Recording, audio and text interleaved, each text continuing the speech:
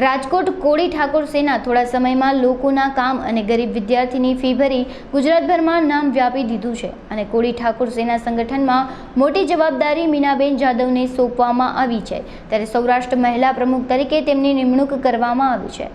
કોળી ઠાકોર સેના દ્વારા ગુજરાતમાં સમસ્ત કોળી સમાજ એક બેનરમાં આવે એ પહેલ ગુજરાત પ્રમુખ જયેશ ઠાકોરે કરી છે। આ અંગે अब तक મીડિયા હાઉસની મુલાકાતે આવેલા કોળી સમાજની મહિલા દ્વારા માહિતી પૂરી પાડવામાં આવી હતી। હું જાદવ મીનાબેન, આપણે અમારા સમાજમાંથી કોળી સમાજમાંથી મને સૌરાષ્ટ્ર પ્રમુખ તરીકે મને વરણી કરી છે અને તેની પ્રેસ નોટ આપવા માટે અહીંયા આવ્યા છીએ। અને અમે ત્રણેય સમાજને સાથે, અમારામાં 3 જાતિ આવે છે, તરફદાર કોળી, ચુવારિયા કોળી અને ઘેડિયા કોળી। પણ અમારે હવે એવું નથી રાખવું, બધા એક મળીને એક બનીને અને અમારા સમાજને આગળ વધારવાનો છે।